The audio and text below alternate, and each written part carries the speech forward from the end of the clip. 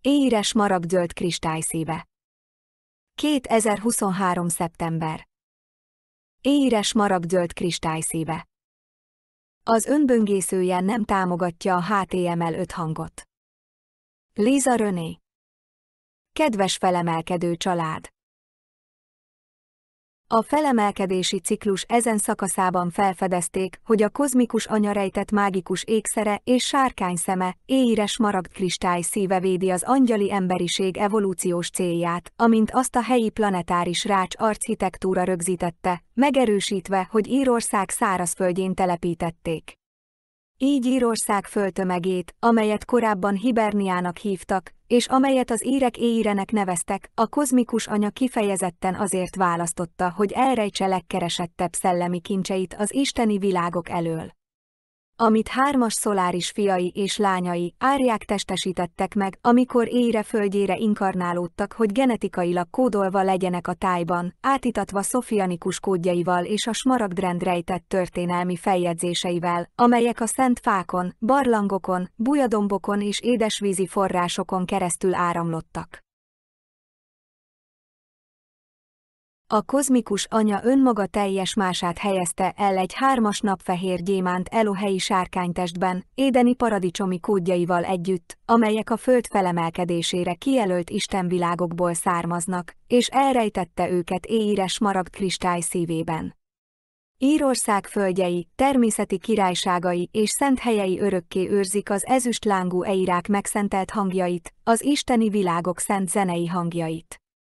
Egy nap visszatér Éirebe, és visszaszerzi azt, ami az övé, azoktól az antikrisztusi vandáloktól, akik sok ezer évvel ezelőtt megszállták otthonunkat a sumér-egyiptomi invázió során. Az Éire smaragd kristály szíve közvetlenül kapcsolódik a kozmikus smaragd szív elfhez az univerzumunkban és azon túl, ahol közvetlen kommunikáció történhet a 48D smaragdrend Isten világteremtésével.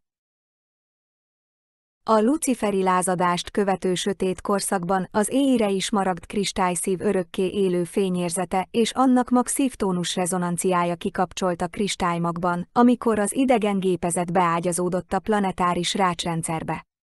Az ENA invázió tovább blokkolta a csillagképekhez és a helyi csillag holográfikus térképekhez kapcsolódó szerves portálrendszereket, így a bolygó nem tudta fogadni az organikus csillagrendszer adásait, amelyek összekapcsolták a csillagtudatosság intelligencia áramlatait a planetáris rácsba. A Guardian Host legutóbbi projektjei visszafejtik a kozmikus óra ellopott architektúráját, az Aeonix Pers és az Emerald Founder testrészeit, amelyek a keltadruida vonalak korábbi idővonalaihoz kapcsolódnak, feltárták a Totenkienlil rablás mértékét Corvidal fekete mágikus varjú átkokkal, amelyeket a betolakodók használtak, hogy spirituális vakságot okozzanak a kozmikus sárkányszem alapelveiben Albájonban. Így a közelmúlt eseményei miatt a kozmikus anya sárkányszeme Írországban visszakerült hozzá, amikor felfedezte, hogy a smaragd kristály és a sárkány részei a Terödombián, a Tics-Cormaicban találhatók. A luciferi lázadás óta az angyali emberiség fejlett kultúrájának inváziójába beszivárogtak a klónozott napruhát viselő holdi szélhámosok, mint például az Enki, manipulálva a bolygó szent hangtónusait és Isten szent neveit. Enki és Enlil köztudottan járják a naprendszert, és fantasztikus állításokat tesznek arról, hogy a kozmikus anya e csodálatos alkotásai valóban saját nagyszerű műveikből származnak. Azáltal, hogy mesterségesen holográfikus betéteket viseltek azok energia aláírásaiból, akikben megbíztunk, mert köztudottan ők voltak a legjóindulatúbb, spirituálisan legfejlettebb és legszentebbek közöttünk, ezeket a szélhámos entitásokat álcázott holdfénytestekkel borították, amelyek az árják spirituális ékszereit és krisztikus frekvenciáit utánozták, mivel közvetlenül grávonalakba inkarnálódtak, majd gyorsan globális vezető pozíciókba emelkedtek. Az atlanti kataklizma óta a luciferi vérvonalakat az ENA illesztette be annak érdekében, hogy az emberiség legmagasabb napsárkányának álcázzák magukat Melchizedek papok, árja druidák és mai grál királyok és királynők, akik globális civilizációnkat a luciferi szövetség szolgálatának közös kötelékein keresztül irányítják. végrehajtva a folyamatban lévő agykontroll módszereket és napirendeket a tudatossági rabszolgaság bevezetésére a tömegekben. Így Éire szárazföldjét a sumer egyiptomi hódítók úgy ismerték, mint a kozmikus anya és édeni tervrajzának visszatérésére kijelölt különleges szigetet, és hogy egyedül ő birtokolta Isten tisztaságát és szépségét, amely a kozmikus Szent Szellem hatalmas szellemi erejét hordozta, hogy meggyújtsa és megnyissa Éire smaragd kristály szívének tartalmát. Ezek a szent földek egykor a legfejlettebb atlanti misztériumiskolák középpontjában álltak, amelyeket könyörületes árja tanítók vezettek, ősi druida bölcsesség generációs vonalaival, amelyek célja az volt, hogy oktassák azokat az embereket, akik a világ minden tájáról érkeztek Éirebe, néhányan beavatást kerestek a spirituális felemelkedés szent művészetébe és misztériumaiba. Szörnyű kabzsiság és kabzsi démoni árnyék öntötte el dühösdűvel és haraggal a Nibiruban élő Totenkienlil kollektívák luciferi annunaki hibrid vonalait, amikor rájöttek, hogy létezik egy kolosszális erő, amelyet soha nem birtokolhatnak közvetlenül, és ez létezik a Szent Anya és a hármas szoláris női Mária Sophia természetes tulajdonságaiban, amelyek megtestesítették spirituális bölcsességét. Megfogadták, hogy ellenőrzésük alá vonják az anya smaragd kristályát Írország földtömegével együtt, hogy saját gyönyörű alkotásuknak tekintsék, miközben mágikus spirituális tulajdonságait egymás között adományozzák.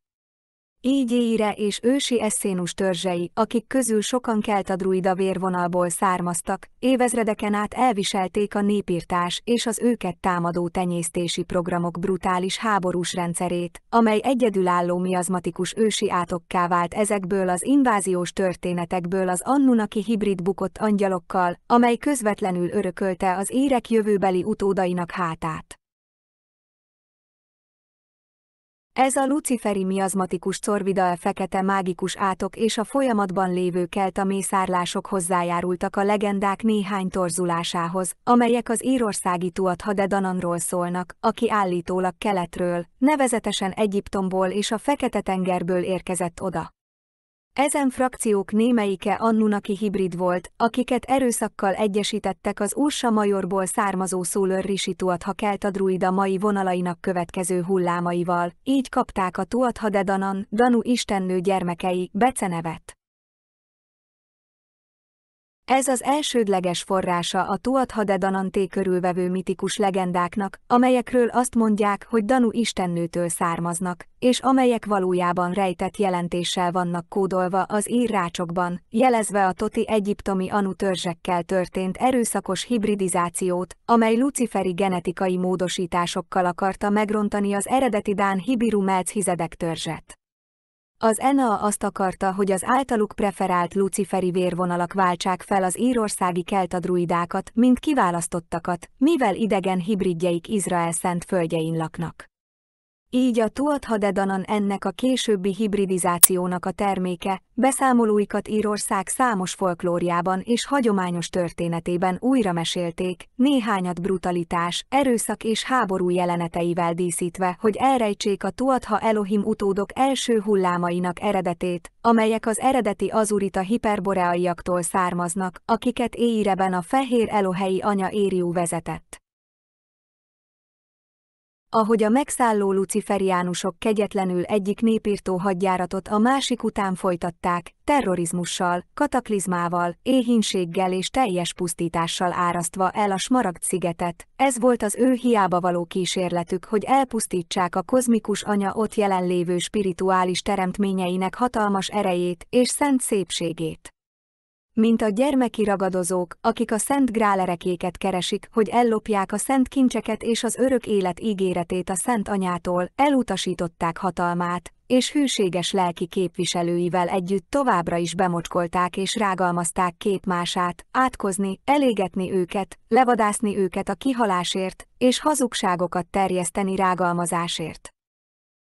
Az Enea és különösen a Totenkienlil kollektívák megvetik a Szent Anya tisztaságát, és hatalmas erőfeszítéseket és hatalmas erőforrásokat fordítottak annak érdekében, hogy megragadják és eltorzítsák az Éire hatalmas smaragd kristály szívében feljegyzett szent ősi tudást, folyamatos népirtó tervek megszervezése, hogy megkínozzák és elcsúfítsák Írország 3-as szoláris fiait és lányait olyan törött fényekké, amelyek fenséges spirituális énjük puszta árnyékaivá váltak, miután az Enalhol démoni erő alárendeltjei eltérítették őket. Továbbá, a római egyház félrevezető gaslighting taktikájának alkalmazásával, annak érdekében, hogy megakadályozzák őket abban, hogy teljesítsék isteni megbízatásukat, hogy felébredjenek a naptestükbe, és szolgálják a smaragdrend beavatását a kozmikus anya szent földtömegébe, amely az ő szent nevét, az Éire viseli, és amely az istenvilágok mennyei hárfazenéjéből áll. Így az Ena hihetetlen erőfeszítéseket tett az agykontroll varázslással, átkokkal és hexákkal teli idegen gépek telepítésével az AI fekete mágia infrastruktúrájával, hogy szándékosan elrejtse, megtévessze és eltemesse a legfontosabb pontos történelmi beszámolókat és ősi tárgyakat az Egyesült Királyság, Skócia és Írország teljes területén. Feltehetően azért, mert ami ebből a földtömegből az atlanti özönvíz óta megmaradt, sokkal többet rejt magában rejtett emberi történelmünkről, mint azt valaha is el tudjuk képzelni, beleértve a varázslatos albájot és Éire smaragd kristályát, amelyekről kiderült, hogy rendkívül fontosak a kollektív ébredési eseményben és a planetáris felemelkedésben. Így, ahogy az emberiség eléri a sötét korszak végét, a harsona hívása, hogy Éire smaragd kristály szíve lángra lobbanjon Terödombián, és teljesítse szent célját és spirituális kötelességét az egész bolygó számára, most rajtunk van. Az éirei tájak mélyén megbúvó aurora színeiben megbúvó prefalföld paradicsomi kódjain keresztül, szivárványos ezüstös áramlatokat futtatva a szent helyeken és geomantikus jellegzetességeken, felfedezzük a Szent Anya Zsófia különleges ajándékait, amelyek az egész emberiség számára vannak elrejtve, és amelyek kivételes spirituális jellemzőket hordoznak, amelyek megkülönböztetik a Smaragd-szigetet a világ bármely más szárazföldjétől. Geomantikus entitások, kollektív egregorok minden egyes földtömeghez.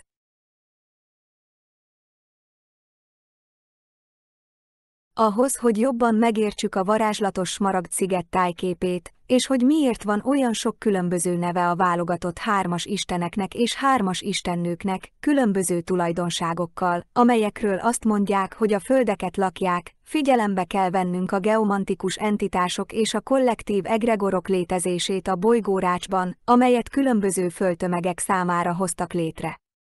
Mivel Éireté egy isteni céllal tervezték, amely szent, hogy beteljesítse a smaragdrend és a kozmikus anya kozmikus rendjét, Írország földjei sokkal többet őriztek meg élő elementáljaikból, természetes népi szellemeikből és kollektív egregorjaikból, amelyeket arra terveztek, hogy megőrizzék a tudatossági feljegyzéseket, a nyelvet, a kultúrát és az isteni tervrajzot, amely Írország spirituális célját hordozza. Így Írország és az Egyesült Királyság legészakibb távoli területei különféle organikus spirituális lényeknek adnak otthont, akik az egész planetáris rácshálózatot működő hierarchiaként lakták, és a napangyalok irányították őket. Ahogy az emberiség elvesztette spirituális természetét és elszakadt a bolygótól, a holddal való változásokkal és a nagyobb városok vagy háború sújtotta területek által okozott sérült rácsterületekkel együtt, ezek a területek terméketlenné váltak eredeti spirituális megfelelőiktől. Ez a planetáris rács akkor keletkezik, amikor háború és öldöklés folyik egy adott demográfiai területen, azzal a szándékkal, hogy ártsanak és lemészárolják az ott élő eredeti lakosokat és természetes élőlényeket. Továbbá, a folyamatos erőszak ilyen szintje elpusztítja történelmi feljegyzéseiket és kulturális hagyományaikat, eltörli az őslakos népeket a történelmi narratívák ellenőrzése érdekében, ezáltal felforgatja és helyettesíti őket azáltal, hogy valami mást emel a helyére. Ha egyszer megérezzük, hogy minden energia tudatos, és a tudat energia, akkor könnyebb megérteni olyan fogalmakat, mint a kollektív tudat különféle szellemi lényeinek kialakulása, mint rekordtulajdonosok. Ezek geomantikus entitások és devacsán birodalmak, amelyek különböző energetikai funkciókat látnak el a teremtési mátrixban, és így közvetlenül kapcsolódnak a planetáris rácsrendszerhez. Ezekre a geomantikus entitásokra sok ősi bölcsességi tanításban hivatkoztak, és dévákként, angyalokként, népszellemekként vagy egregórákként hivatkoztak rájuk, amelyek a bolygó természetes birodalmainak multidimenzionális rétegeiben és azon túl is léteznek. Ez egy módja annak, hogy leírjuk a kollektív tudatosság identitásának spirituális gestaltját, amely sok energetikai rétegét alkotja egyedi lelkünk és spirituális testünk tervrajzának, amely az emberi törzsi identitásunkat is alkotja, amelyben összekapcsolódunk, amikor a bolygóra inkarnálódunk. Így az érző geomantikus entitások sok hierarchiája több dimenzióban létezhet, és a fejlettebb lények, mint például a szólőrrisi és a szólőrre is, ha Krisztus tudata felhasználhatja őket, amelyek magasabb dimenziókban állomásoznak. Ezt úgy is felfoghatjuk, hogy a Tuatha válaszolt a Szent Anya Harsona hívására, hogy jöjjön Írországba, hogy segítsen irányítani az ott található geomantikus entitásokat és kócsak szellemeket. Vannak alacsonyabb rendű szellemek is, amelyek étertestrétegekké vagy asztrális kifejeződésekké alakultak, amelyek tartalmazzák eredeti tervrajzi funkciójukat és azokat a kollektív tudatáramlatokat, amelyeknek az emberek ki vannak téve, és amelyek gondolati szubstanciája és érzelmi tartalma a szellemi energetikai testükön átáramló energetikai tömegként fejeződik ki. Ezek a különleges szellemi entitások lélek szubstanciából vagy éterikus formából állnak, amelyek tervrajzokat tartalmaznak, a magasabb elme minősége nélkül, amely az emberi lény egyéni érzékeléséből, személyes ítélőképességéből és magasabb érzékszervi képességeiből származik. Együtt léteznek az emberiséggel egy másik dimenziós síkon, amely nem érzékeli a szilárd anyagot, mint mi, ahol a bolygón lévő kollektív lélektanítások kollektív tudatáramlatai áthaladnak rajtuk, és ez rezgési hatások széles választékát hozza létre. Így az ilyen típusú geomantikus entitások az energetikai intelligencia különböző kifejeződéseivé alakulhatnak, amelyek bármilyen minőségű kollektív energiát tartalmazhatnak. A szerves vagy mesterséges fény, a sötét vagy a szürke árnyalatai az adott hely dimenzionális spektrumában utaznak, befolyásolva annak funkcióját és a bolygó számára fenntartott spirituális célját. Ezek a spirituális entitások abból a kollektív tudatból állnak, amely a helyi földtömegben és annak természetes birodalmaiban létező morfogenetikus mintákban alakult ki, valamint az emberi lelkek befolyásából, akik kölcsönhatásba lépnek a Föld planetáris rácsának ezen a részén. A planetáris rácshálózatnak és helyi spirituális entitásainak ez a konkrét helye az, ahol a kollektív gondolataik, hiedelmeik, cselekedeteik és finom energiáik vagy pszichikai befolyásaik által generált közös energiahatás van. Ez az a hely, ahol megvizsgálhatjuk a sok különböző kultúrát, hitrendszert és a földtömegek közötti különbségeket, amelyek az alapján alakultak ki, hogy az emberi lélek hol inkarnálódott a bolygón, és hogy sok spirituális és külső tényező van, mint például a biológiai családi vagy társadalmi elvárások, amelyek alakították egyéni életmódjukat. Az elsődleges planetáris csillagkapuk helyszínei bele vannak szőve ebbe a földtömegbe, a történelmi feljegyzésekbe és annak sajátos rácsrendszerébe, mely az eredeti emberi törzsekre és genetikai spirituális családtörténetükre jellemző, beleértve az összes őst, akik úgy döntöttek, hogy ebbe a régióba inkarnálódnak.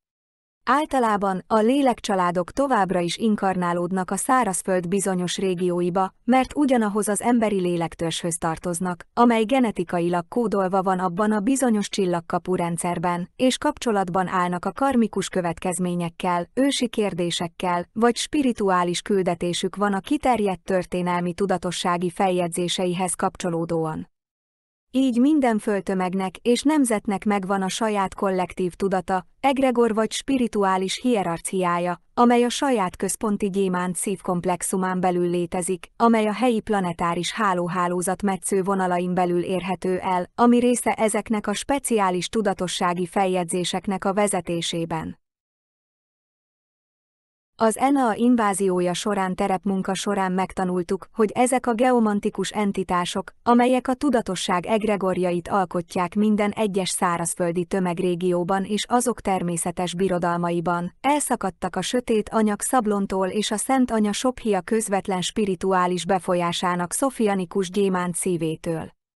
A Szent Anya Zsófia a bolygón való jelenlétét a szoláris lányain keresztül sugározza, akik a bolygó hármas napistennői, vagy Elajsza anya hármas tara női principiumán keresztül. Eredetileg azért lettek létrehozva, hogy megvédjék és szolgálják saját természetes birodalmaikat azáltal, hogy tudatáramlataikat a planetáris geomantikus entitásokba vagy kollektív egregorokba irányítják, hogy támogassák a planetáris rácshálózatot. Szent Anyánknak ezek a tudatossági aspektusai hiányoztak és megszakadtak, így lehetővé téve annak nagyobb megértését, hogy az emberiség hogyan élt egy bolygón Szent Anyjuk teljes jelenléte nélkül. Úgy tűnik, hogy bolygónk a rehabilitáció következő szakaszába lép, amely visszaadja a planetáris rács sok olyan sajátosságát, amelyek elszakadtak kollektív egregorejuktól, amelyben a kozmikus anya visszatérése Éirebe úgy tűnik, hogy kiemeli visszatérésüket az anyagi birodalomba, világszerte.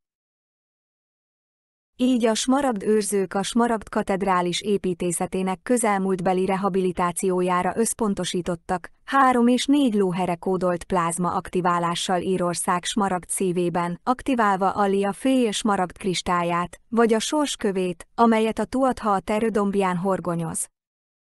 Fehér Elohei anya Ériú, mint Tuatha anya.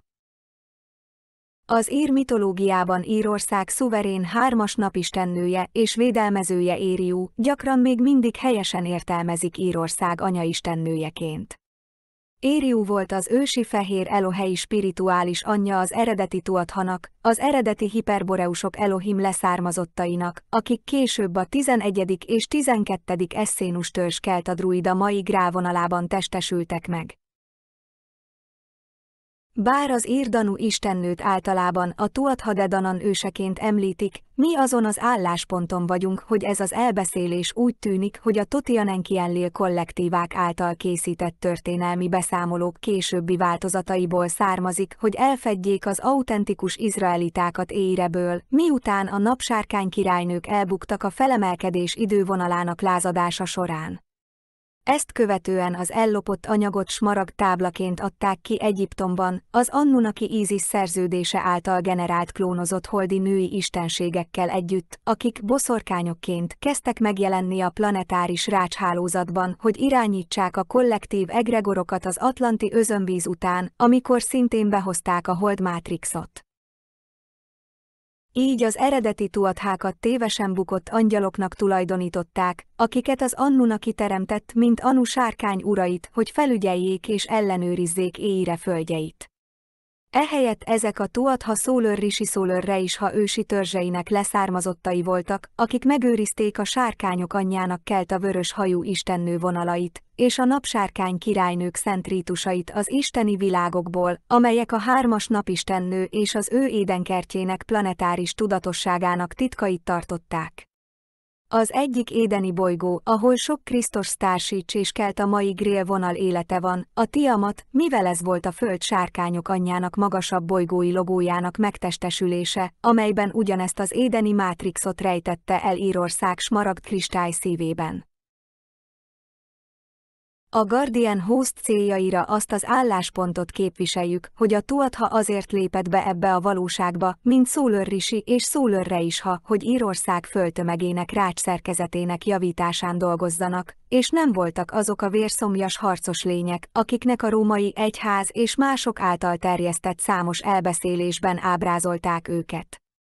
Az eredeti tuathák hatalmas napelemes lények, akik megvilágítják a szent helyeket, akik azért jöttek Éirebe, hogy megőrizzék Evelyn paradicsomi kódjait, és biztosítsák a smaragdrend visszatérését a bolygó többi részére, védve a hierogamikus kódokat és a szent házasságot egy holográfikus kristályos valóságmezőben, amely megmenti a tájformákat érintetlen állapotukban a bukás előtt, mint az édenkert. Éire forrásai az elohei Elohim smaragdrend alapítóitól származnak, akik egy rendkívül fejlett globális rácstechnológiai rendszert építettek Albionsban, hogy közvetlenül kapcsolódjanak a planetáris rácsrendszer, a csillagkapuk és a kristálytemplomok holográfikus jellemzőihez az elektromos háborúk okozta károk után. Így Éire egy szent név az isteni világokból, amelyben megtestesíti a kozmikus sárkányanya szent spirituális esszenciáját, neve a szofianikus kifejezés zenei hangjaiként fejeződik ki, amelyek behívják az égi szellemeket, akik az autentikus Szent Anya aspektusokat szolgálják. A fehér elohei anya Éire utasította az eredeti Tuathát, hogy javítsa, védje meg és lépjen kölcsönhatásba az Albion fénytesttel, és építse ki a 45 fokos átlós gyémántrácsokat a régióban, segítve őket abban, hogy Krisztus tudati feljegyzéseiket geomantikus struktúrákba továbbítsák, amelyeket a földtömegben rögzítettek Éire tiszta fehér gyémánt fényével. A Szent Anya arra használta Éire napsárkány testét, hogy felügyelje és elősegítse Írország földtömegének isteni célját azáltal, hogy előkészítette annak egyedi rácsrendszerét annak érdekében, hogy beindítsa a globális smaragd szív ébredésének katalizátorát Éire smaragd kristály szívének aktiválásán keresztül Terő-hegyén, isteni megfelelő időzítéssel a felemelkedési ciklus alatt. Az Éire fejlett kristályos technológiákkal terraformálták, amelyeket stratégiailag helyeztek el annak érdekében, hogy megvédjék a bolygó smaragd kristályait, és támogassák a planetáris rácsot, hogy összekapcsolják a szerves és természetes elektromágneses energiaáramokat, amelyek az axiatonális és meridiánli vonalhálózatot alkotják. A Tuatha üzeneteket hagyott a korai kelta druidák számára Írországban azáltal, hogy spirituális tudásukat és bölcsességüket feljegyezték a táj jellegzetességeibe, például a kör alakú árkokba, halmokba és állókövekbe, amelyeket kifejezetten erre a célra építettek.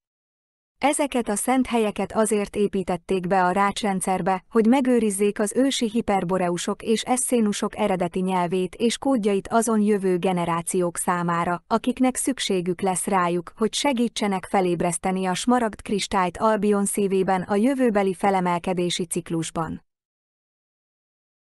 Tudatukat éteri kristályokká vagy geomanciává olvasztották össze, majd az információt különböző terekbe és helyekre integrálták, hogy átitassa őket a kozmikus Krisztus sárkány tanítások kristály intelligencia áramlatainak ez a speciális frekvenciája, amelyet meg tudtak fejteni az azonos vonalhoz tartozók vagy egy aktivált smaragd kristályszívvel. A Tuatha hiperboreai leszármazottak az éirei Krisztus misszió csapatainak első hullámai, akik időutazók voltak ebbe a sűrűségbe a csillagkapu rendszer operatív részein keresztül az Ír-tenger és az Északi-tenger közelében.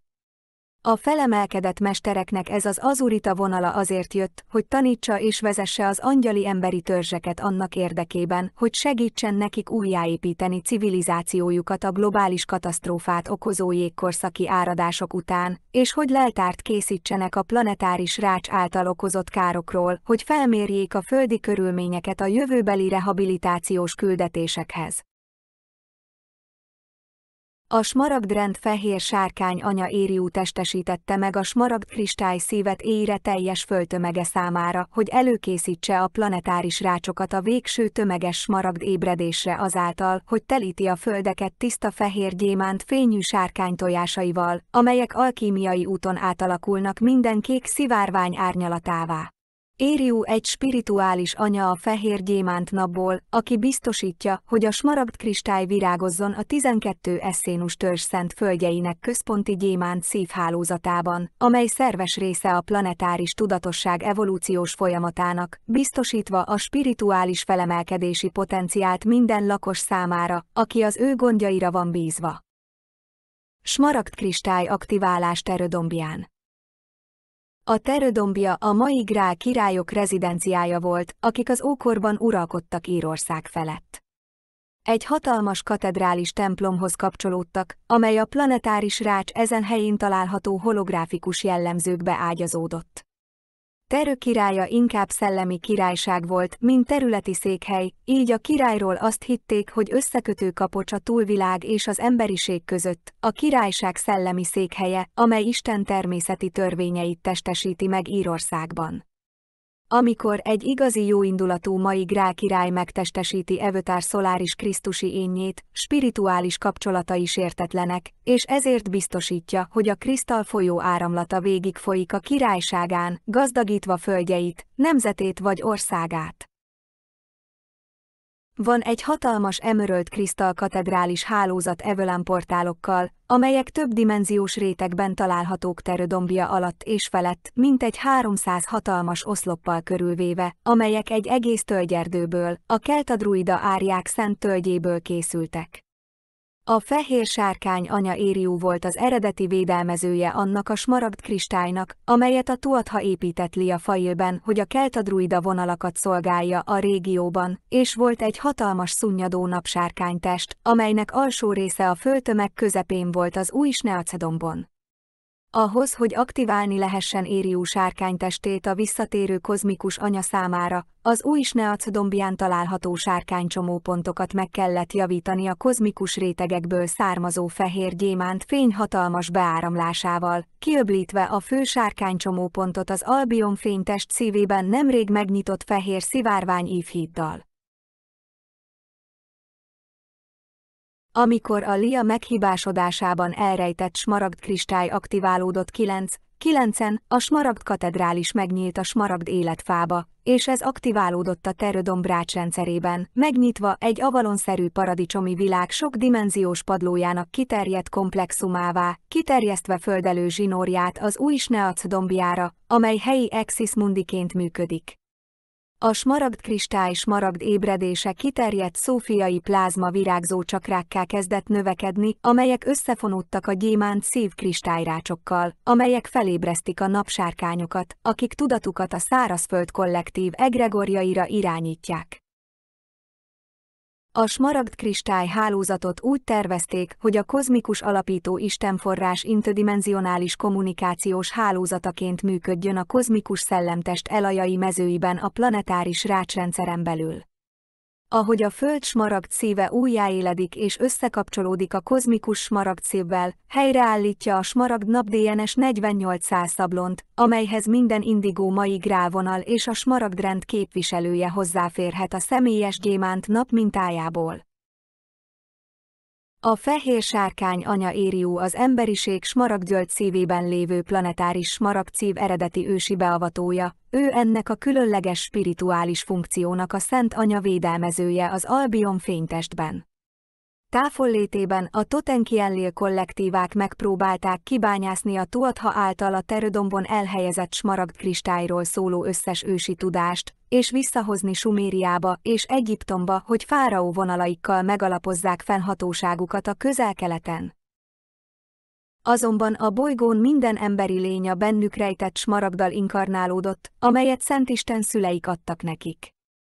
Minden egyén kapcsolatban áll a 12 csillagkapuhoz genetikailag kódolt 12 törzs egyikével, amelyben egy planetáris napsárkány működött a földek kollektív kócsagaként, hogy megvédje a smaragd kristályt és a smaragd katedrálist az emberek nevében.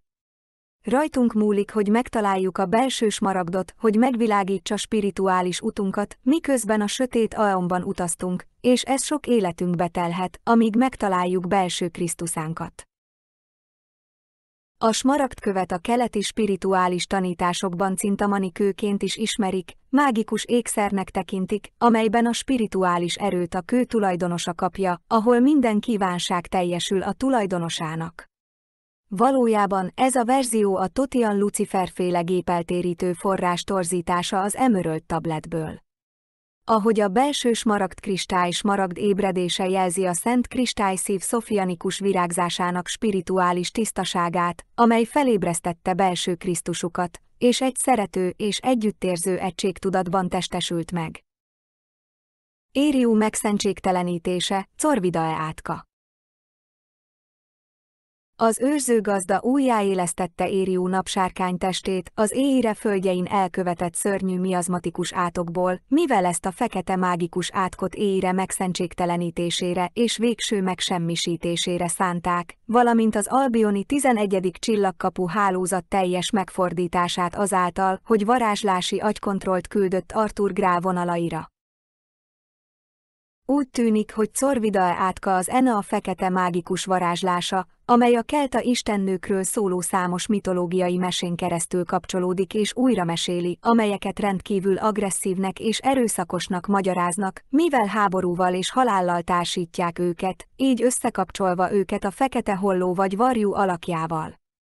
Ez a narratíva azonban sokkal több, mint egy mitikus tündérmese, mivel ez a Corvidae átka egy kiterjedt fekete mágia hálózat, amely kiterjedt varázslatos hálózattal rendelkezik, és kiterjedt kapcsolatokkal rendelkezik a bukott angyali időőrzőkkel és más idegen gépekkel, mivel hatásai az ébredő lakosságot célozzák meg, és az őrzők tovább kutatják és lebontják.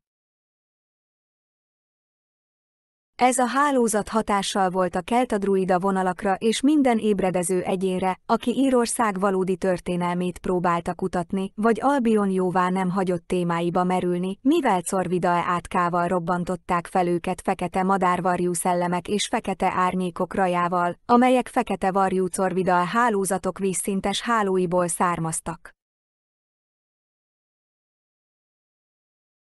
Úgy tűnik, hogy ez a fekete mágia fekete szárnyas madarakat vagy bukott angyalokat hoz létre, amelyek fekete varjaknak vagy hollóknak tűnnek, amelyek fekete madárgyűrűket generálnak, amelyek megtámadják a fejet és a koronát, és különféle hatásokkal rendelkező automatizált varázslatkészítő programot indukálnak, amnéziás elmetörlés, válogatott látás és szemproblémák, érzéstelenítő vagy nyugtató hatások altató injekciókkal, hamis női sikoltozóban sie statikus mező, fordított sárkányszemek. Caduceus implantátumok, metatronikus szem, válogatott varázslatok a lelki vakság felidézésére varjú boszorkány halálrituáléval és fekete mágia látáskötő taktikával.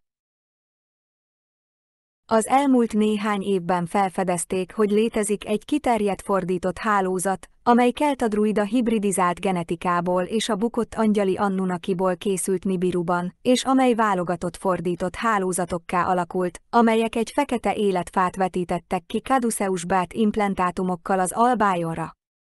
Ez blokkolta a Michael-méri bolygószárnyak szerves funkcióit, amelyekben az Ene-ról kiderült, hogy klónozza az Albion rácsrendszert, tájai, szellem hierarchiái és kollektív egregorjai az Egyesült Királyság és Írország teljes szárazföldjén. A bolygórács olyan jellemzői, mint a Red Cube Edenic kódok az Evelyn portálokhoz, sárkányszemlencsék, smaragdkristályok, emerald szánszablonok, időmérő mechanizmusok, amenti portálok és vörös, fehér és fekete sárkánytestek választéka és klónozott virtuális valóságok vörös hullámú édenkert mátrixokkal, amelyeket a Nibiruba vetítettek és több Enkienlil vörös hullámú futó fantommátrikba továbbítottak. Ez a kiterjedt idegen gépezet össze volt kapcsolva egy 11. dimenziós fekete mágikus rendszerrel, amelyet a Corvus csillagképből sugároztak, amelyet Corvidae átok néven emlegetnek, a fekete varjú holló fekete mágia hálózat, amelynek célja Éire fehér anya megszentségtelenítése volt, hogy megnyomorítsa a napsárkány testét, ami szintén spirituális vakságot eredményezett a Szent Atya risi kozmikus sárkányszem elvében és a Szent Anya Reisha építészetében az Albion fénytestben. Ez komoly problémákat okozott Arthur király és Guinevere királynő építészetének Albion fénytestbe való áthelyezésében. Így a Corvidae átka egy fekete mágikus varjú vagy holló hálózat hatásaival kapcsolatos kiterjedtebb rácsjavítások, amelyek a kelta druida gráv vonalakat célozzák meg a 11. és 12. törzsben, most felbukkanhatnak a kapcsolódó fizikai felemelkedési tünetekkel. Így a fehér sárkány anya Éire elszáradt a fatale démon Carrioncrok bukott angyali árnyék formáiba, büntetés és gúnyolódás, hogy kényszerítsék őt enni vagy halott, bomló hús jelenlétében lenni, ami valójában a Corvidae átok volt rajta és különleges smaragd földjein, Éiren, az Ene a betolakodói bemocskolják tisztaságát. Ezen kívül a Corvidae fekete varjú átkok speciális fekete mágikus rácsok, amelyeket azért telepítettek, hogy megszerezzék az irányítást a kollektív egregorok és a föld természeti szellemeinek hierarchiája felett, valamint varázslatos programokat továbbítsanak a fekete mágusok számára. A Corvidae átok elterjedt volt az Egyesült Királyságban és Írország szent helyein, ahol úgy tűnt, hogy ez a stonehengei Szentatya napsárkány Elohei szeme, valamint a Szent Anya sárkány teste feletti ellenőrzés mechanizmusa a smaragd-kristály hálózaton belül. A Corvidae varjú fekete mágiát a holdi erők működtették, ahol a különböző napsárkány részeket megfordították a hamis női bansie programok fordított 7 délila lángjain keresztül, amelyek az Antikrisztus betolakodóihoz kapcsolódtak, és meggépelték a személyzet architektúráját, annak érdekében, hogy ellenőrizzék a kollektív spirituális entitásokat, mint például a kollektív kócsak funkciókat a földeken. Az ENA entitások ellopták hatalmas spirituális tudását értékes ékszerek és aranysárkánygyűrűk formájában, maradék tudatrészeit hervadó dögölővé és öregedő haggá változtatva, arra ítélve, hogy végignézze naptudatosságának halálát, miközben megfosztja a fehér napsárkány szuverenitásától. Ahogy nézte, ahogy drága földjei Éire háborúba, halálba és éhínségbe süllyednek a sötét Aeon felett, végül naptudatú teste legyengült és csupasz lett, szunnyadt és gyorsan elaludt, ahogy holdárnyékok vetültek egykor szent képmására, és folyamatosan kísértették a földet, mint egy varjú. Addig helyezték örök nyugalomra, amíg el nem érkezett az isteni idő, hogy megtalálja sárkánytestét Terő és Uisneacdombián, ahol az őrzőseregnek isteni megbízásból gyengéden fel kellett ébresztenie őt azáltal, hogy a 3-as szoláris rosetta leheletet ismét szent smaragd kristály szívébe lehelte. Evelyn, a Solar logók portálja. Mivel az Emerald Guardian projektjei Éire szent szívére összpontosítottak, megnyíltak az Evelyn kulcskódolt portálrendszerei, mint az ősi Hiperborean Emerald katedrális bejáratainak szent matematikai hanghangjai, amelyeket nemrég nyitottak meg, és amelyek a Terödombról érhetők el. A planetáris rácsrendszeren belül morfogenetikus utasításkészletek kapcsolódnak az Evelyn nevű ősi hiperboreaiak smaragdrend édeni kódolásához. Ezeket a paradicsomi birodalmakat az Arthur Grámitos kelta legendás történetein keresztül mesélik el, Arthur királyt a nap-logosz megtestesüléseként ábrázolva. Ezek lebegő szigetek mennyei birodalmai, melyek a teremtési mátrixok energetikai tárolóiként működnek, melyek a bolygó jövőbeli idővonalain léteznek a Gaian mátrixban. A lebegő szigeteket, felhővárosokat vagy kastélyokat az égen, pontosabban az aranyváros építészet holográfikus valóságaként értik meg, amelyek kapcsolódnak a szivárványéves hidakhoz és a belső földi portálokhoz, amelyek a Szenthegy struktúrákban léteznek. Ezek a dimenzionalizált terek együtt léteznek anyagi birodalmunkkal a frekvenciasávszélesség egy másik szintjén, interdimensionális holográfikus zsebekben vannak elrejtve, amelyek a legmagasabb szinten összehangolt Krisztic tudatállapotokban érhetők el. Az Avalonnak, mint sok más planetáris rács jellemzőnek, általában van egy spirituális entitása, amely őrszemként működik a portálon, ami megjelenhet a földtömeghez rendelt kollektív tudatosság egregorok formájában. Az Evelyn kapcsolódik a szuverén Krisztus gematria 3-as 8-ashoz, 888, és Evelyn kulcskódolt portálrendszerekkel rendelkezik, amelyek a működő kristályszívek átlós vonalainak meccéspontjaiban helyezkednek el, a szofianikus gyémántrács, amely az egész planetáris rácsrendszerben megtalálható. Evelyn, amelyet gyakran az almák földjeként emlegetnek, egy szent matematikai hang-hangmantrum, amely az aranyvárosok paradicsomi valóságához kapcsolódik, és amelyet el lehet meditálni vagy ismételten kántálni, ha tudatosan a paradicsomi gyémánt naprajzokra összpontosítunk. Az egyik központi Evelyn kulcskódolt portál a Teach-Cormaic 8-as számú végtelen gyűrűs árok konfigurációjában található, egy ősi Hiperborean Emerald katedrális bejáratának helyén az Emerald Tree of Life-hoz, amely ágait megnyitja a kozmosz áthidalására, amely az írországi Terödombon érhető el. A smaragd életfa 3 függőleges oszlopból áll, amelyek összefonódnak a planetáris katararács sötét anyagába vagy rasha testébe, amelyet több külső plázma gélgyűrű köt össze, amelyek sok vonalra és ágra oszlanak, amelyek kifelé nyúlnak, és végeik sugárzó fénygömbökké robbannak. A sugárzó fény szféráin belül mozgó napplazma szivárvány színhullámok óceáni hullámai vannak, a Szent Anya sophia sarki fényei az isteni világokon keresztül utaznak a legközelebbi életfába, amely ennek a világnak a sűrű anyagi valóságává formálódik. Ezek a smaragdzöld faágak tarában az Yggdrasil északi oszlopkapujában nyúlnak a norvégiai Rondane-hegységben. Ez azt eredményezi, hogy az aurora borealis, mint a csillagkitörések, lángra lobbannak a csillagos éjszakai sötét égbolton, amely feltörekvő napcsillagok tengereként jelenik meg, és amelyeket tovább tölt az élő örök tudat, amelyet a 3-as szoláris reisha, a teremtés 3-as napistennője testesít meg. Hierogám házasság Teredombián. A Lóhere 9 arányú aktiválásának eseményei során az őrzők megnyitották a kozmikus Amoraea pajzs teljességét Teredombiának helyén, felszabadítva a Corvidae átok jelenlegi fordított hálózatainak inverzióit azáltal, hogy 6 oszlopos nappajzs hálózatot rögzítettek a kozmikus anya Elaizian élő vizeihez, hogy felébresszék a sors smaragdkövét. A kozmikus Amoraea pajzs magában foglalja az Anya és a Gyermek Krisztus isteni szent szellemét, amely a 6 smaragd kristály szívoszlopból áll, amelyek az eredeti 12 Reuthe oszlopból származnak az isteni világokból, amelyek létrehozzák a smaragd-rend életfáját. A kozmikus anya fehér királynőit leginkább az Ena veti meg, mert a smaragdrendjük 3-as napsárkány fehér királynő szablonjában való teljes megtestesülésük az, ami feltekeri a mesterséges idővonalakat, mivel a fehér királynő szablon sárkánygyűrűje a 11. és 12. törzsekkel a mai grávonalainak genetikai feljegyzéseit hozzák be. Amikor újra kapcsolatba lépett az Éirevel, robbanás történt a smaragdrend triketra virágformációiban, amelyekben 3 levels Lóhere 4 levels Lóhere nyílt, és úgy tűnt, hogy smaragdzöld Lóhere aranyfoltokkal permetezett a földtömeg rácsába. Ez a 4 levels Lóhere fényszimbóluma a 48D smaragd nap 4-es smaragd szablonjaiból álló mandalákká alakul, amelyek a Teredombon érhetők el.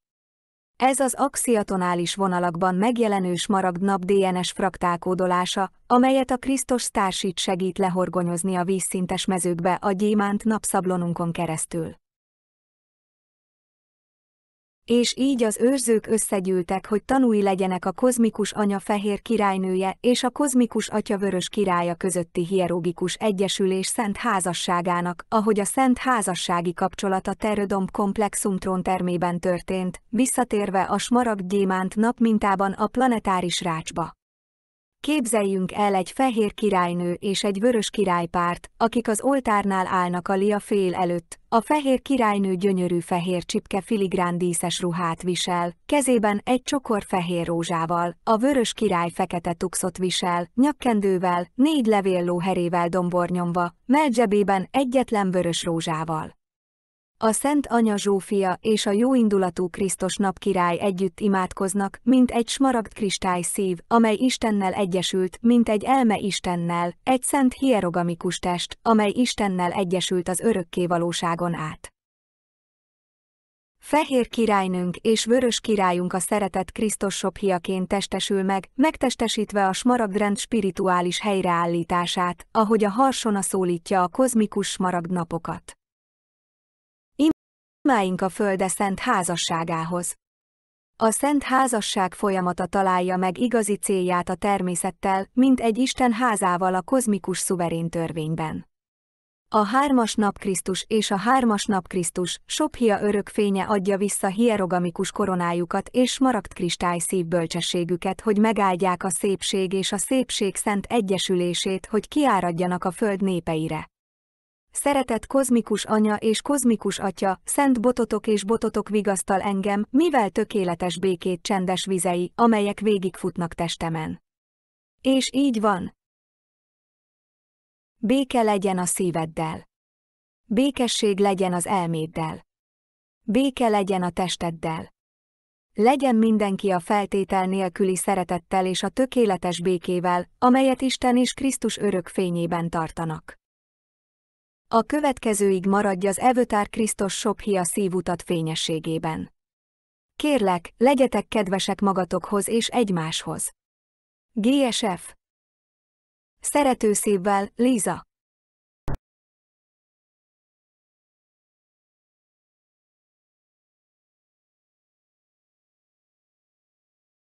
Welcome to ES Planetary Ascension News for September 2023. Our theme for this month, Emerald Crystal Heart of Éire. Dear Ascending Family, during this stage of the Ascension cycle, the hidden magical jewel and dragon eye of the Cosmic Mother, the Emerald Crystal Heart of Éire, was discovered to be protecting angelic humanity's evolutionary purpose as recorded in the local planetary grid architecture, confirmed to be installed within the landmass of Ireland. Thus, the landmass of Ireland, formerly called Hibernia and referred to as Éire by the Irish, was specifically chosen by the Cosmic Mother to hide her most sought-after spiritual treasures from the God worlds, that which was to be embodied by her triple solar sons and daughters, Arians, as they incarnated into the lands of Éire, to be genetically key-coded into the landscape, imbued with her Sophianic codes and hidden historical records of the Emerald Order, flowing through the sacred trees, grottos, and lush rolling hills, as well as fresh water springs. The Cosmic Mother placed a complete replica of herself in a triple solar white, diamond, Elohai dragon body, along with her Edenic Paradisian codes from the God worlds, designated for the Earth's ascension, and concealed them inside the emerald crystal heart of Éire. The lands, natural kingdoms, and sacred sites of Ireland would forever hold her consecrated sounds of silver-flamed Éire's, sacred musical tones from the God worlds. One day she would return to Éire and reclaim what is hers from the Antichrist Vandals that invaded our home during the Sumerian Egypt invasion many thousands of years ago. The Emerald Crystal Heart of Éire interconnects directly with the Cosmic Emerald Heart principle in our universe and beyond, where direct communication can be made with the 48 dimensions of the Emerald Order God world creation. During the Dark Aeon, after the Luciferian Rebellion, the eternal living light sentience of the Emerald Crystal Heart of Éire and its core heart tone resonance was turned off in the crystal core when the alien machinery was embedded throughout the planetary grid system. The negative alien agenda invasion further blocked the organic portal systems connected to the constellations and local star holographic maps, so that the planet could not receive organic star system transmissions that linked the star consciousness intelligence streams into the planetary grid. Recent Guardian Host projects reverse engineering more of the stolen architecture of the cosmic clock aeonic pairs and Emerald Founder body parts connected to the previous timelines of the Celtic Druid lineages, revealed the extent of the Thoth, Enki, Enlil plunder with Corvidae, black magic crow curses, used by the invaders to cause spiritual blindness in the cosmic dragon eye principles in the Albion. Thus, with recent events, the Cosmic Mother's dragon eye in Ireland was returned to her upon discovering that her emerald crystal and dragon parts were located at the Chalk Cormac Hill of Tara. Since the Luciferian Rebellion, the invasion of angelic humanity's advanced culture, was being infiltrated with lunar impostors wearing cloned solar garments, such as Enki, by manipulating the planet's sacred sound tones and holy names of God. Enki and Enlil have been known to prance around the solar system, making fantastical claims that these magnificent creations of the Cosmic Mother are indeed sourcing from their own great works. By artificially wearing holographic inserts of the energy signatures of those whom we trusted because they were known to be the most benevolent, spiritually developed, and holy among us. These imposter entities were decked out with cloaked lunar light bodies, imitating the spiritual jewels and Christic frequencies of Aryans, as they were incarnated directly into Grail lineages and then rapidly raised into global leadership positions. Since the Atlantean cataclysm, the Luciferian bloodlines were inserted by the negative alien agenda in order to masquerade as humanity's highest solar dragon Melchizedek priests, Aryan druids, and Magi Grail kings and queens, running our global civilization through their shared bonds of serving the Luciferian covenant, carrying out the ongoing mind control methods and agendas for instituting consciousness slavery in the masses. Thus, the landmass of Éire was known by the Sumerian Egypt invaders to be the special island designated for the return of the Cosmic Mother and her Edenic blueprint, and that she alone held the purity and beauty of God, which held the immense spiritual power of the cosmic Holy Spirit to ignite and open the contents of the emerald crystal heart of Éire. These sacred lands were once at the center of the most developed Atlantean mystery schools headed by compassionate Aryan teachers with generational lineages of ancient Druid wisdom,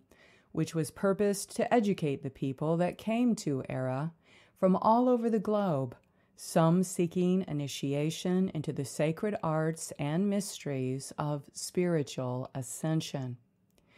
A terrible greed and covetous demonic shadow engulfed the Luciferian Anunnaki hybrid lines of the Thoth, Enki, Enlil collectives in Nibiru, with a furious rage and anger, as they realized there was a colossal power which they could never directly possess, and it existed within the natural qualities of the Holy Mother and the triple solar feminine Mary Sophia's that embodied her spiritual wisdom. They vowed to gain control over the Mother's emerald crystal, along with the landmass of Ireland, in order to claim it as their own beautiful creation, while bestowing its magical spiritual qualities amongst themselves. Thus Éire and her ancient Essene tribes, many of them from the Celtic Druid bloodlines, endured the brutal warring regime of genocide and breeding programs assaulting them for many thousands of years, which became a unique miasmatic ancestral curse, sourcing from these invasion histories with the Anunnaki hybrid fallen angelics that was directly inherited onto the backs of the future offspring of the Irish. This Luciferian miasmatic Corvidae black magic curse and the ongoing Celtic massacres contributed to some of the distortions held in the legends which recount the Tuatha De Danann in Ireland, said to arrive there from the east, namely from Egypt and the Black Sea. Some of these factions were Anunnaki hybrids that were forcibly merged with the subsequent waves of the Tuatha Celtic Druid Magi lineages of Solar Rishi from Ursa Major, earning them the moniker Tuatha di Danann, children of goddess Danu. This is the primary source of the mythical legends surrounding the Tuatha di Danann, said to be from goddess Danu, which is actually coded with hidden meaning in Ireland grids, denoting the forced hybridization made with Lothian, Egyptian, Anu tribes, which intended to corrupt the original Hebrew Melchizedek tribe of Dan with Luciferian genetic modifications. The negative alien agenda desired that their preferred Luciferian bloodlines would replace the Celt Druids in Ireland as the chosen ones, as their alien hybrids were planned to reside in the holy lands of Israel. Thus, the Tuatha de Danann are the product of that subsequent hybridization, with their accounts retold in many of Ireland's folklores and traditional stories, some embellished with scenes of brutality, violence, and war, in order to hide the origins of the first waves of Tuatha Elohim offspring, sourcing from the original Azurite Hyperboreans that were guided in Éire by the white Elohai mother, Éire. As the invading Luciferians savagely ran one genocidal campaign after another, barraging the Emerald Isle with terrorism, cataclysm, famine, and utter destruction, this was their futile attempt to destroy the immense power and sacred beauty of the Cosmic Mother's spiritual creations that are present there, like infantile predators seeking the Holy Grail artifacts through which to steal sacred treasures and the promise of eternal life from the Holy Mother. They rejected her power and continued to defile and defame her image, along with her loyal spiritual representatives, cursing them, burning them, hunting them down for extinction, and spreading lies for slanderous defamation. The negative alien agenda, and specifically both Enki and Enlil collectives, despise the purity of the Holy Mother and have expended tremendous efforts and vast resources in order to capture and distort the sacred ancient knowledge recorded in the powerful emerald crystal heart of Éire,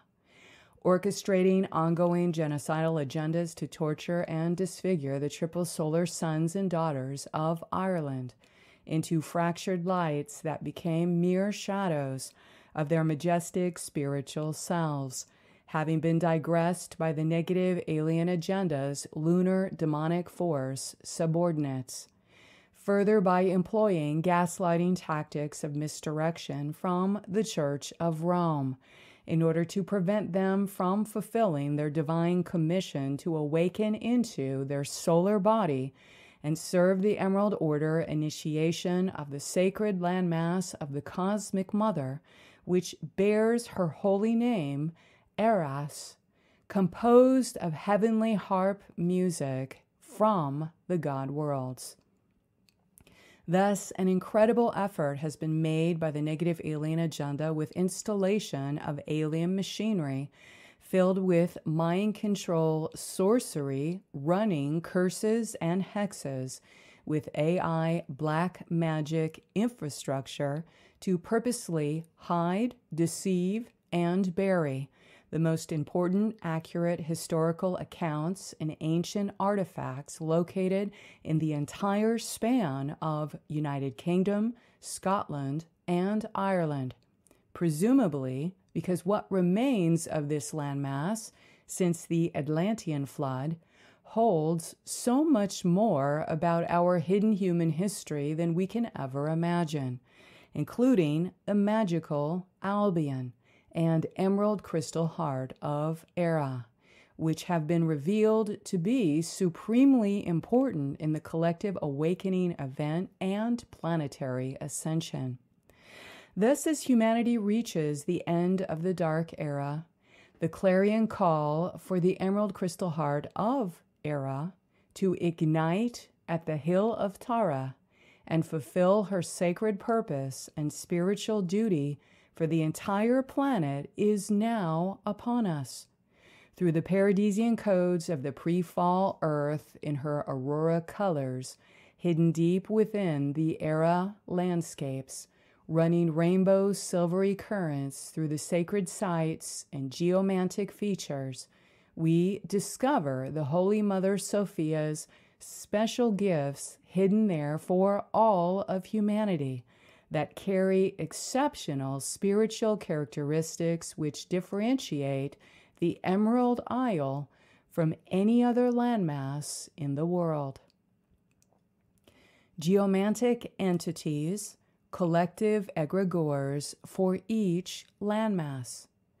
To better comprehend the landscape of the magical Emerald Isle and why there are so many different names for assorted triple gods and triple goddesses with different characteristics said to be inhabiting the lands, we must consider the existence of geomantic entities and collective egregores in the planetary grid created for different landmasses. Because Éire was designed with a divine purpose that is sacred to fulfill the cosmic order of the Emerald Order and Cosmic Mother, the lands of Ireland have retained much more of their animating elementals, natural folk spirits, and collective egregores that are designed to retain the consciousness records, language, culture, and divine blueprint that holds the spiritual purpose of Ireland. Thus, Ireland and the northernmost remote areas of the United Kingdom house a variety of organic spiritual beings that used to inhabit the entire planetary grid network as a working hierarchy, and were being directed by solar angels. As humanity lost their spiritual nature and became disconnected from the planet, along with the changes with the moon and damaged grid areas caused by major cities or war-torn lands, these areas became barren of their original spiritual counterparts. This planetary grid damage happens when war and killing agendas are ongoing in a particular demographic area with intentions to harm and massacre the original inhabitants and natural living creatures residing there. Further, this level of ongoing violence in the lands destroys their historical records and cultural traditions, erasing its indigenous peoples in order to control historical narratives, whereby subverting and replacing them by erecting something else in its place. Once we comprehend that all energy is conscious and consciousness is energy, then it is easier to grasp concepts such as the formation of a variety of collective consciousness spiritual beings as record holders. These are geomantic entities and devachan realms that serve different energetic functions in the creational matrix and thus are directly attached into the planetary grid system. These geomantic entities have been referenced throughout many ancient wisdom teachings and have been referred to as devas, angels, folk spirits, or egregores that exist throughout the multidimensional layers of the natural kingdoms of the planet and beyond. This is a way to describe the spiritual gestalt of the collective consciousness identity that form many energetic layers of our unique soul and spiritual body blueprint, which also forms our human tribal identity in which we are interconnected with when we incarnate onto the planet. Thus, these many hierarchies of sentient geomantic entities can exist upon multiple dimensions and can be utilized by the Christos consciousness of more advanced beings, such as the Solar Rishi and Solar Resha, that are stationed in higher dimensions. This could be understood as the purpose of the Tuatha, answering the clarion call of the Holy Mother, to come to Ireland to help direct the geomantic entities and egregore spirits located there. There are also lower spirits formed into the etheric body layers or astral expressions, which contain their original blueprint function and the collective consciousness streams that they are being exposed to by human beings, and that thought substance and emotional content expresses as an energetic mass flowing through their spiritual energetic body. These particular spiritual entities are composed of soul substance or etheric form holding blueprints without the quality of higher mind that sources from a human being's unique individual perception, personal discernment, and higher sensory abilities.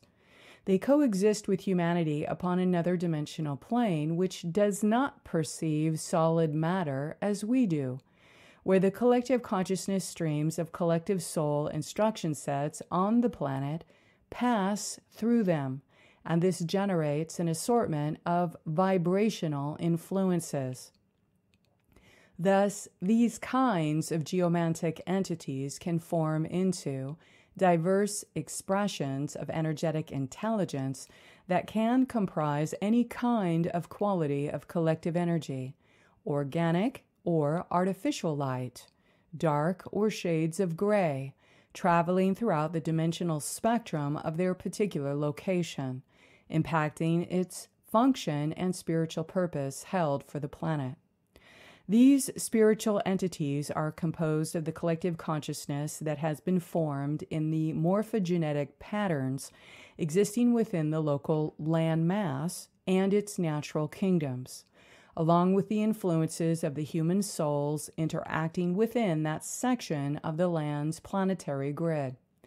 That specific location of the planetary grid network and its local spiritual entities are that which holds the shared energy impact being generated from their collective thoughts, beliefs, actions, and subtle energies or psychic influences.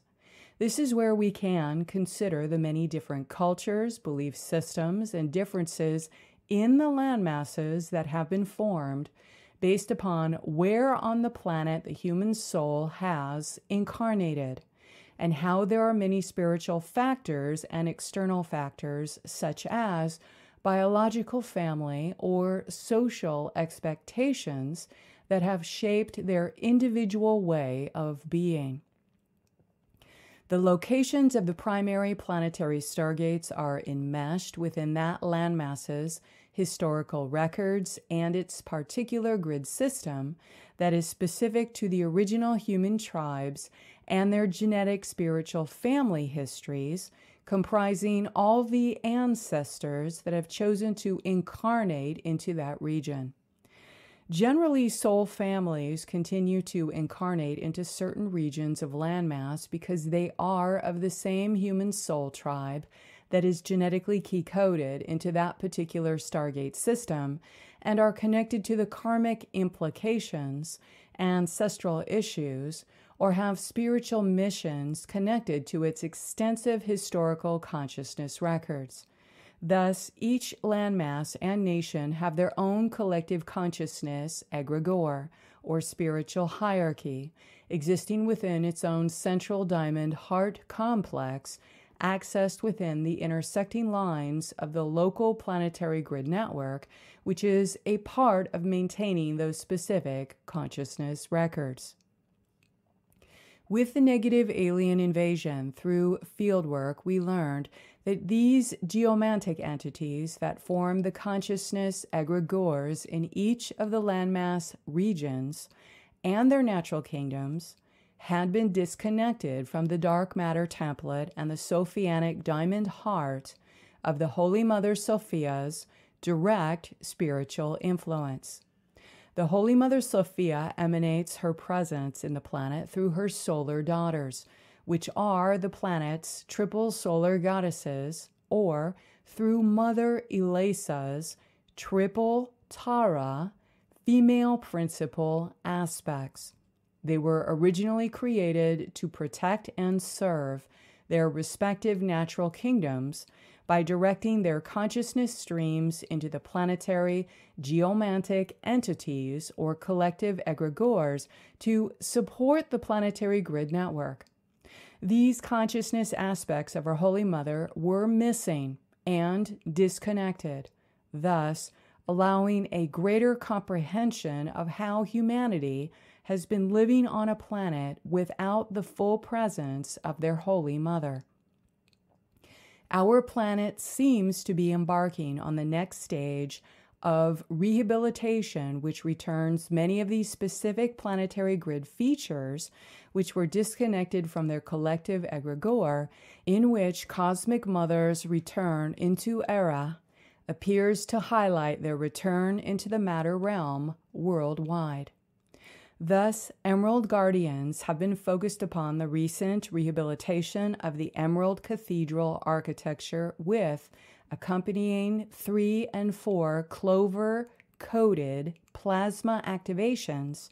in the Emerald Heart of Ireland, activating the emerald crystal of the Lóhere Fall, or Stone of Destiny, anchored in the Hill of Tara by the Tuatha. White Elohai Mother, Éire, as Tuatha Mother. In Irish mythology, the sovereign triple solar goddess and protector of Ireland is Éire. She is often still correctly interpreted as the mother goddess personification of Ireland. Éire was the ancient white Elohai spiritual mother of the original Tuatha, the Elohim descendants of the original Hyperboreans that subsequently embodied within the Celtic Druid Magi Grail lines of the 11th and 12th Essene tribes. Although the Irish goddess Danu is generally expressed to be the progenitor of the Tuatha de Danann, we take the position that this narrative appears to be stemming from the later renditions of historical accounts crafted by the Thothian, Enki, Enlil collectives to cover up the authentic Israelites from Éire, after the fall of the solar dragon queens during the Ascension Timeline Rebellion. Subsequently, the stolen material was issued as the Emerald Tablet in Egypt, along with cloned lunar female deities generated by the Anunnaki's Isis Treaty, beginning to show up in the planetary grid network as witches to control the collective egregores after the Atlantean flood, which is also when they brought in the lunar matrix. Thus, the original Tuatha have been erroneously attributed to be fallen angels created by the Anunnaki as the dragon lords of Anu to oversee and control the lands of Éire. Instead, these were descendants of the Solar Rishi, Solar Resha, ancient tribes of Tuatha, who preserved the Celtic red-haired goddess lineages of the mother of dragons, and the sacred rites of solar dragon queens from the god worlds, which held the mysteries of the triple solar goddess and her Garden of Eden planetary consciousness. One of the Edenic planets where many Christos, star seeds, and Celtic Magi Grail lines have lifetimes is Tiamat, as this was the higher planetary logos embodiment of the mother of dragons of Earth, in which she has hidden this same Edenic matrix in the emerald crystal heart of Ireland. For guardian host purposes, we take the position that the Tuatha entered this reality as Solar Rishi and Solar Resha to work on repairing the grid architecture in the landmass of Ireland, and were not the bloodthirsty warring creatures they have been depicted to be in several narratives spread by the Church of Rome and others. The original Tuatha are immense solar light beings, overlighting the sacred sites, who came to Éire to preserve the Paradisian codes of Avalon and secure the return of the Emerald Order for the rest of the planet, protecting herogamic codes and sacred marriage within a holographic crystalline reality field that saves the landforms in their pristine pre-fall condition as the Garden of Eden. Éire sources from the Emerald Order Elohai Elohim founders, which built an extremely advanced global grid technology system in the Albion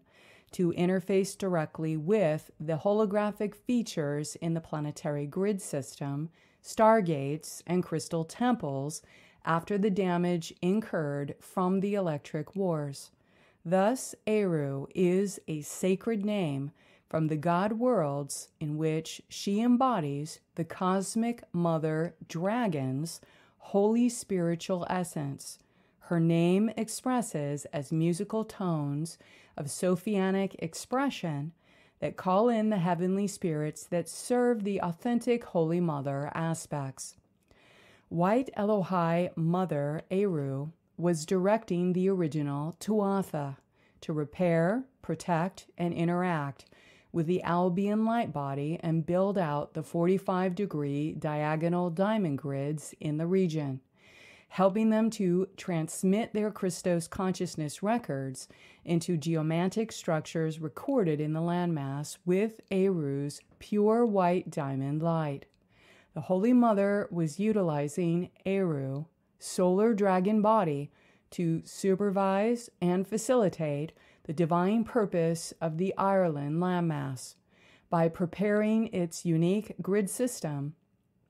in order to initiate the catalyst of the global Emerald Heart awakening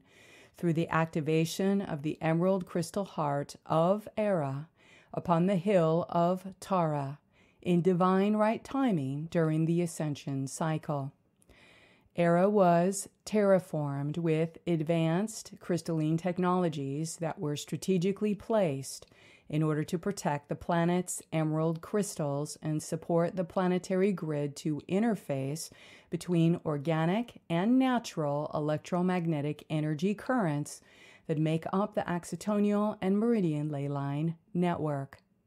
The Tuatha left messages for the early Celtic Druids of Ireland by recording their spiritual knowledge and wisdom into the landscape features, such as the circular ditches, mounds, and standing stones they helped build specifically for this purpose.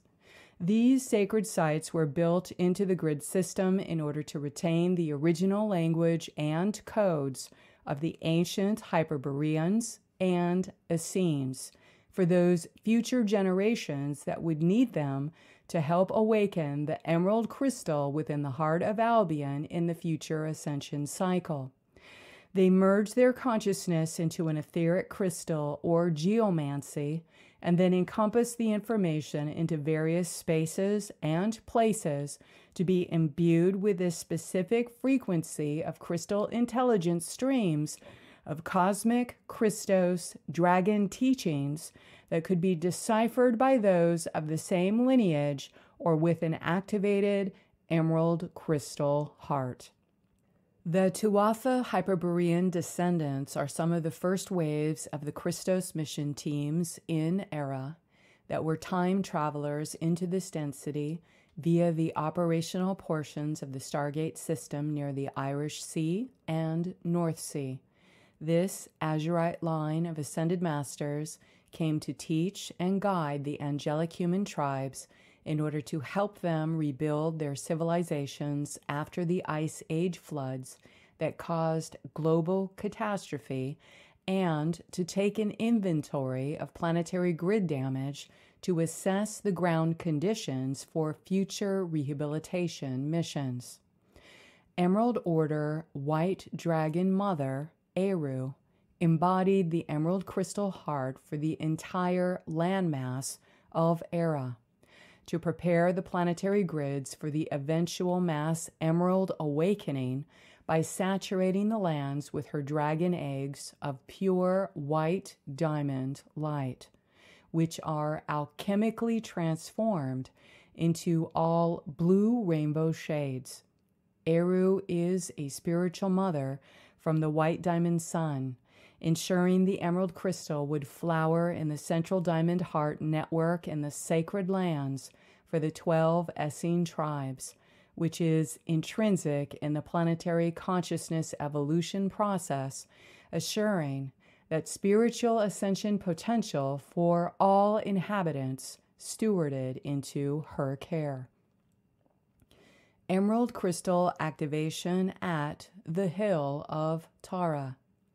The Hill of Tara was the residence of the Majigral kings who in ancient times ruled over Ireland. They were connected to a massive cathedral temple embedded in the holographic features found in this location of the planetary grid. The king of Tara was a spiritual kingship rather than a territorial seat. Thus, the king was believed to be a link between the other world and humankind, the spiritual seat of kingship that embodied the natural laws of God into Ireland. When a true benevolent Magi Grail king has embodied his avatar solar Christ self, his spiritual connections are intact, and therefore he assures that the crystal river current is flowing throughout his kingdom, enriching his lands, nation, or country. There is a massive emerald crystal cathedral network with Avalon portals found on several dimensional layers under and above the Hill of Tara, surrounded by about 300 huge posts made from an entire oak forest, the sacred oak of Celt Druid Aryans. White Dragon Mother Éire was the original protector of the emerald crystal built by the Tuatha at Lea Fall for serving the Celtic Druid lineages in the region, and there was situated an enormous dormant solar dragon body within its underbelly at the center of the landmass in the hill of Ishnach. To activate Éire's dragon body for the returning cosmic mother, the dragon nodes found in the hill of Ishnach needed to be repaired with a massive influx of white diamond light sourcing from the cosmic layers, flushing out the major dragon nodal point with a white rainbow arc bridge recently opened in the heart of the Albion light body. When the emerald crystal hidden in the Lea Fall was activated on 9/9, the Emerald Cathedral opened into the Emerald Tree of Life, and this was activated in the grid system in the Hill of Tara, opening up into a sprawling complex of many-dimensional floors of an Avalon-esque paradisian world, extending its grounding cord into the hill of Ishnach, acting as the local axis mundi. The emerald awakening of the emerald crystal began to grow into extensive Sophianic plasma flowering chakras that are interwoven into the diamond heart crystalline grids, which awaken the solar dragons that direct their consciousness into the collective egregores for the landmass. The Emerald Crystal Network is designed to function as the cosmic founder, God's source, interdimensional communication network of the elation fields of the cosmic spirit body within the planetary grid system. As the Emerald Heart of Earth is revived and linked up with the cosmic Emerald Heart, it restores the Emerald Sun DNA 48-strand template, which all Indigo Magi Grail lines and Emerald Order representatives can gain access to from within their personal Diamond Sun template. White Dragon Mother Éire is the original ancient initiator of the planetary Emerald Heart within the Emerald Heart of humanity. She is the Holy Mother protector of this particular spiritual function throughout the Albion light body. In her absence, the Thoth Enki Enlil collectives attempted to mine all ancient knowledge of the emerald crystal placed there by the Tuatha in the hill of Tara, and bring it back to Sumeria and Egypt to establish their supremacy in the Middle East with their pharaonic lines. However, every human being on the planet was incarnated with their own concealed emerald inside of them that was given to them by the holy god parents. Every individual is connected to one of the 12 tribes genetically coded to the 12 stargates, in which a planetary solar dragon was functioning as the collective egregore for the lands in order to protect the emerald crystal and emerald cathedral on behalf of its people. It would be up to us to find our inner emerald, to light our spiritual path as we journeyed in the dark eon, and this could take us many lifetimes to find our inner Christos. The emerald stone is also known in Eastern spiritual teachings as the Sintamani stone. It has been thought of as a magical jewel in which spiritual power is given to the possessor of the stone, where every wish is granted to the holder. In actuality, this version is a distortion of the Thothian Luciferian hijack sourcing from the emerald tablet, as the emerald awakening of the inner emerald crystal denotes the spiritual purity of the Sophianic flowering of the sacred crystal heart that has awakened their inner Christos and embodied into a loving and compassionate unity consciousness. The desecration of Éire, curse of Corvidae. Guardian host revived the solar dragon body of Éire from an awful miasmatic curse made upon the lands of Éire, as this black magic curse was intended for the desecration and ultimate destruction of Éire, along with a full inversion of the 11th Stargate network in Albion by sending sorcery mind control to her Arthurian Grail lineages. It appears the curse of Corvidae is the negative alien agendas, black magic sorcery connected and retold through many of the mythological tales regarding the Celtic goddesses that are explained to be extremely aggressive and violent, as they are associated with war and death, thus linking them into taking the form of the black raven or crow. However, this narrative is much more than a mythical fairy tale, as this curse of Corvidae has been revealed to be an extensive black magic network for spell casting that has sprawling implications and connections into fallen angelic timekeepers and other alien machinery networks, as its effects are targeting the awakening population and is being further researched and dismantled by Guardians.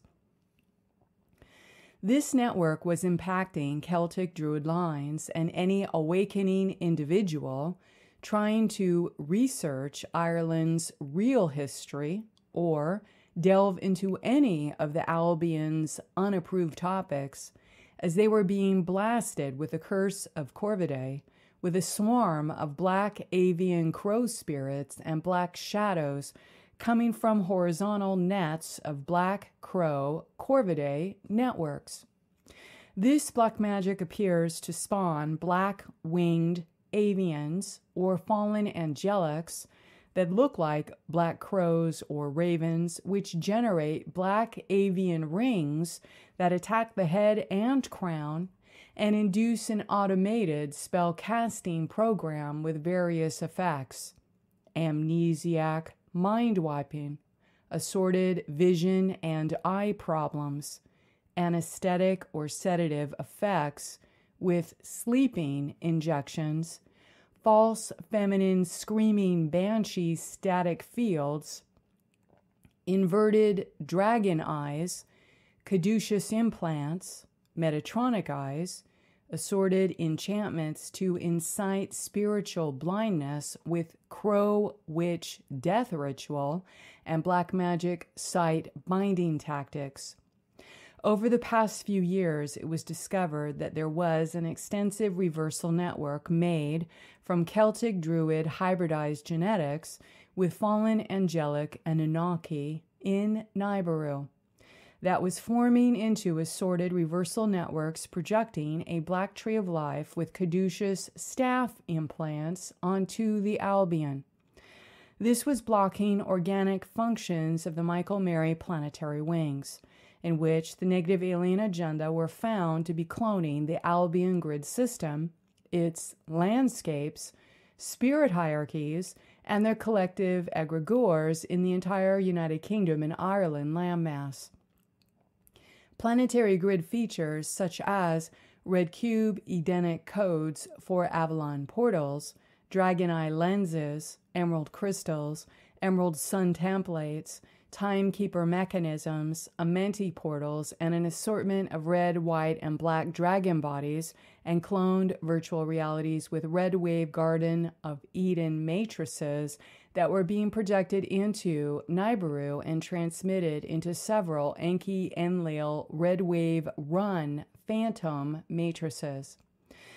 This extensive alien machinery was interconnected with an 11th dimensional black magic system being broadcast from Corvus constellation, referred to as Corvidae Curse, the Black Crow Raven Black Magic Network, intended for the desecration of White Mother Éire to cripple her solar dragon body, which was also resulting in spiritual blindness in the cosmic dragon eye principle of the Holy Father Rishi and Holy Mother Resha architecture in the Albion light body. This was generating major problems for the reseeding of King Arthur and Queen Guinevere architecture into the Albion light body. Thus, more extensive gridwork repairs related to the impacts of this curse of Corvidae, a black magic carrion crow or raven network targeting Celtic Druid Grail lineages in the 11th and 12th tribes, may be surfacing now with the related physical ascension symptoms. Thus, White Dragon Mother Éire was withered away into the fallen angelic shadow form of a fatal demon carrion crow, a punishment and mockery in which to force her to eat or be in the presence of dead, decaying flesh, which was in actuality the Corvidae curse made upon her and her special emerald lands of Éire by the negative alien invaders to defile her purity. Additionally, the Corvidae Black Crow curses are specialized black magic grids installed to gain control over the collective egregores and hierarchies of the land's nature spirits, as well as transmit spell casting programs for black magicians. Corvidae curse was prevalent in the United Kingdom and Ireland's sacred sites, in which it appeared to be a mechanism of control over the solar dragon Elohai eye of both the Holy Father in Stonehenge and the Holy Mother's dragon body within the Emerald Crystal Network.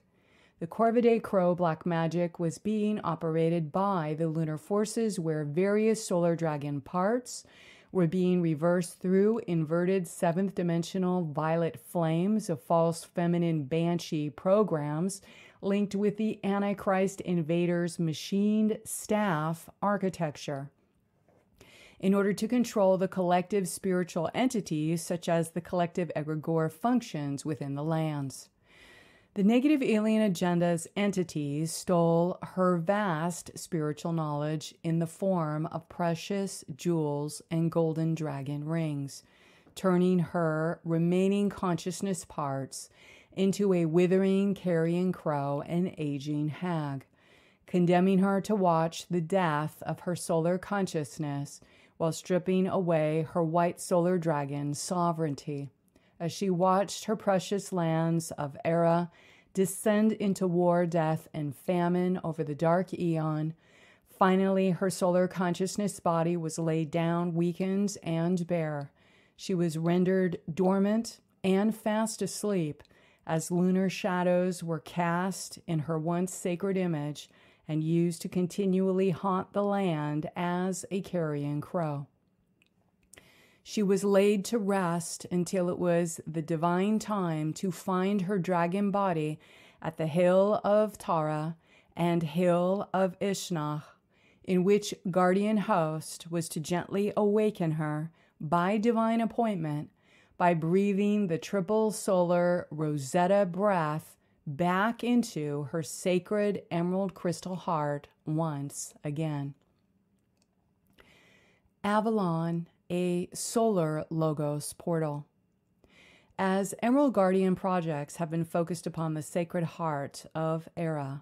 there has been the opening of the Avalon key-coded portal systems as sacred mathematical sound tones of the ancient Hyperborean Emerald Cathedral entrances that were recently opened and can be accessed from the Hill of Tara. Within the planetary grid system, there are morphogenetic instruction sets connected to the Emerald Order Edenic coding of the ancient Hyperboreans called Avalon. These paradisian realms are told through the Celtic legendary stories of the Arthurian Grail mythos, portraying King Arthur as the embodiment of the solar logos. These are heavenly realms of floating islands, which function as the energetic repositories for the creational matrices hall of records existing upon the future timelines of the planet in the Gaian matrix. The floating islands, cloud cities, or castles in the sky are more accurately understood as holographic realities of golden city architecture that are connected to the rainbow arc bridges and inner earth portals that exist within the holy mountain structures. These dimensionalized spaces coexist with our material realm at another level of frequency bandwidth. They are hidden inside interdimensional holographic pockets which can be accessed during the highest aligned Christic consciousness states. Avalon, as with many other planetary grid features, generally have a spiritual entity functioning as a sentinel guarding the portal, which can appear in the form of the collective consciousness egregores assigned into the landmass. Avalon connects with the sovereign Christos gematria of 888 and has Avalon key-coded portal systems that are located in the intersection points of the diagonal lines of functioning crystal hearts, the Sophianic diamond grid found throughout the planetary grid system. Avalon, often referred to as the land of apples, is a sacred mathematical sound tone mantram connected to the paradisian reality of golden cities, which can be meditated upon or repeatedly chanted when one is consciously focusing upon paradisian diamond sun blueprints. One of the central Avalon key-coded portals is located in the number 8 infinity ring ditch configuration of Chalk Cormac in the position of the ancient Hyperborean Emerald Cathedral entrance to the Emerald Tree of Life, which opens its branches to span the cosmos that can be accessed in the Hill of Tara in Ireland. The Emerald Tree of Life forms into 3 vertical pillars that are entwined into the dark matter or Rasha body of the planetary Cathara grid, which is connected by several outer plasma gel rings forming into many lines and branches that extend outwards with their ends bursting into massive spheres of radiant light. Within the spheres of radiant light are oceanic waves of moving solar plasma rainbow color waves. These aurora colors of the Holy Mother Sophia travel through the God worlds into the closest tree of life that forms into the dense material reality of this world. These emerald tree branches in Tara extend into the northern pillar gateway of Yggdrasil in the Rondane Mountains of Norway. This causes aurora borealis like starbursts to flame into the starry night, dark firmament, which appear as a sea of emerging sun stars that are further filled with the living eternal consciousness embodied by the triple solar Resha, the triple solar goddesses of creation. Herogamic marriage at Hill of Tara. During the events of the 9/9 activation of Leah Fall, Guardians open the fullness of the cosmic Amareya shield in the location of the Hill of Tara, releasing the inversions of current reversal networks of Corvidae curse by anchoring 6 pillared solar shield networks of cosmic Aton linked into the Cosmic Mother's elation living waters to awaken the Emerald Stone of Destiny. The cosmic Amareya shield encompasses the divine Holy Spirit of Mother and Christ Child, made up of the 6 emerald crystal heart pillars, further sourced from the original 12 rouge pillars from the God worlds that generate the Emerald Order Tree of Life. White queens of Cosmic Mother are the most despised by the negative alien agenda because their full embodiment within their Emerald Order's triple solar dragon white queen template is what rolls up the artificial timelines, as the dragon rings of the white queen template bring in the genetic records of the Celtic Magi Grail lines of 11th and 12th tribes. When she reconnected with Éire, there was an explosion of Emerald Order triquetra flower formations in which 3-leaf clovers opened into 4-leafed clovers, and emerald green clovers with gold flecks appeared to be sprayed into the grids of the landmass. Those 4-leafed clover light symbols form into mandalas of quad emerald templates of the 48-dimensional emerald sun, which are accessible in the Hill of Tara. This is a fractal coding of the emerald sun DNA appearing in the axitonial lines, which Christos starseeds help to anchor into the horizontal fields through our diamond sun template. And thus guardians gather to witness the holy matrimony of the herogamic union between the Cosmic Mother's White Queen and Cosmic Father's Red King, as the sacred marriage coupling was made in the throne room of the Hill of Tara complex, returning the Emerald Diamond Sun template into the planetary grid. Imagine one white queen and red king couple standing at the altar in front of the Leah Fall. The white queen is wearing a beautiful white lace filigree ornate gown, holding a bouquet of white roses. The red king is wearing a black tux with necktie embossed with 4-leaf clovers, with a single red rose in his breast pocket. The Holy Mother Sophia and the benevolent Christos Solar King pray together as one emerald crystal heart united with God, as one mind united with God, as one sacred herogamic body united with God throughout eternity. Our White Queen and Red King are embodied as the beloved Christos